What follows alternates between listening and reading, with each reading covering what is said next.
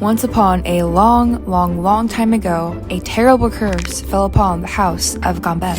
Now, you might expect this story to take place in ancient Greece, or maybe Egypt, or Rome, the kind of highly dramatic places where curses usually happen. But no, this cursed dynasty lived somewhere far more dangerous. France.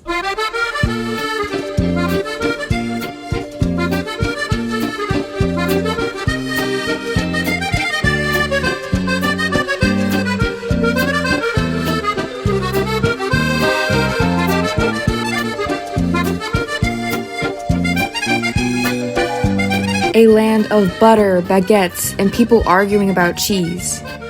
Here was the first unlucky victim of the curse, a man named Francisco Gambel, the most dramatic French man who ever existed.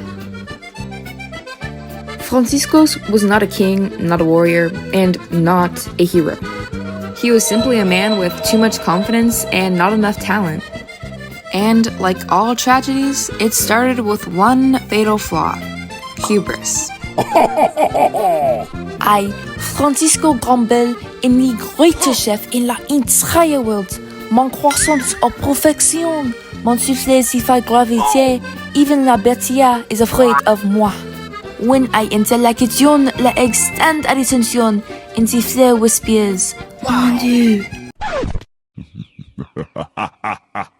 And there, mesdemoiselles and messieurs, is where most curses begin. Note to self, never compare yourself to the gods, because they'll hear you. Somewhere high above, the ancient god of pastries, Monsieur Patisserie, rose from his buttery throne. Who dares say mon name is vain? Who claims to be the greatest baker in all of France?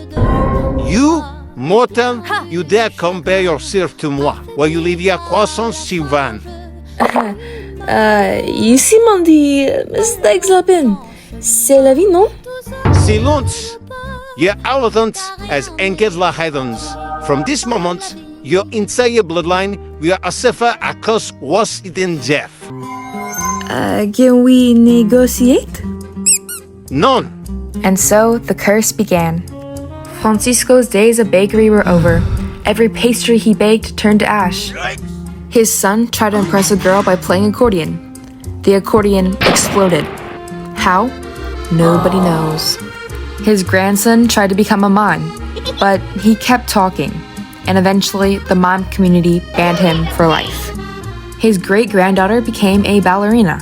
Every time she leapt, her tutu would fly off. Her shoes squeaked like pigs, and the audience, they would laugh. Misfortune after misfortune, every generation was a disaster. And now that leaves us with Maurice Gambel, the latest victim of the family curse.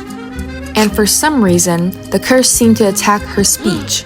Once, at a restaurant, she tried to say, merci beaucoup, but it came out as merci beaucoup, which, if you're a French speaker, you know that those do not mean the same thing. And since birth, she's never fully been able to pronounce the majority of words, nor understand how to spell them. Another time, out of the blue, maybe out of customary French kindness, a petite fille came up to her, telling her that her face was offensive. Yeah, and looking back, I don't know if that was actually part of her curse, but it was definitely her last straw, so. She stood in front of her hearth, grabbed a handful of eclairs, and threw them into the fire to summon Monsieur Patisserie, the very god who cursed her family centuries ago. You cause this cooking? Bonjour, mon Dieu. Gambel, what do you want? Well, your curse has ruined my life. I've never won a bet. I've faced constant embarrassment, failure, and unluckiness. And can't beg for the life of me. And of course I cannot forget you are the best Dieu ever.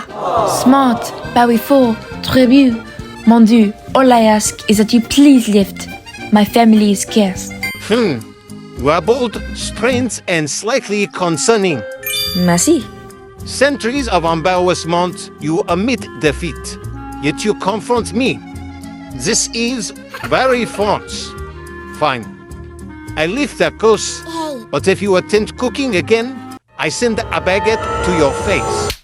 Mon Dieu, I promise. Bandu Susi. And that's how it ended. The curse was lifted. But apparently, her speech, spelling, and face card was never part of the curse.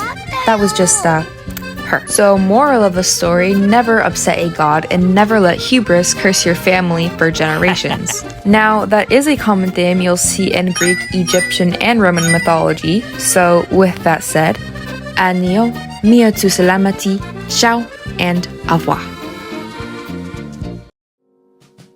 Le temps s'arrête sur ta main, une étincelle coule au loin.